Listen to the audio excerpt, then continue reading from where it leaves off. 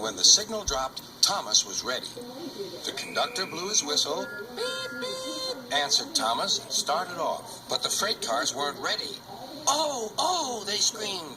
Wait, Thomas, wait! But Thomas wouldn't wait. Come on, he puffed. All right, don't fuss. All right, don't fuss, grumbled the cars.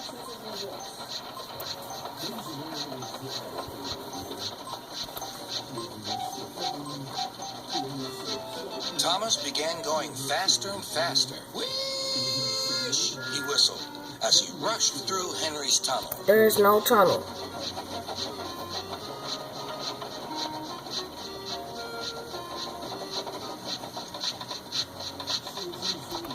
Hurry, hurry, called Thomas. He was feeling very proud of himself. But the cars grew crosser and crosser. At last, Thomas slowed down as he came to Gordon's Hill.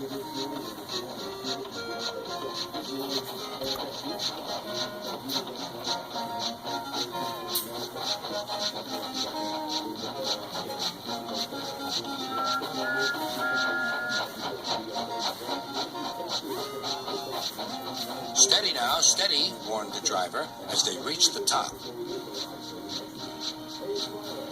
He began to put on the brakes. We're stopping, called Thomas. No, no, no, answered the cars, bumping into each other. Go on, go on. Before the driver could stop them, they had pushed Thomas down the hill and were rattling and laughing behind him. Poor Thomas tried hard to stop them from making him go too fast. Stop pushing, he hissed. But the cars took no notice. Go on, they giggled in their silly way. There's the station. Oh dear, what shall I do? Cried Thomas. They rattled straight through and swerved into the goods yard. Thomas shut his eyes. I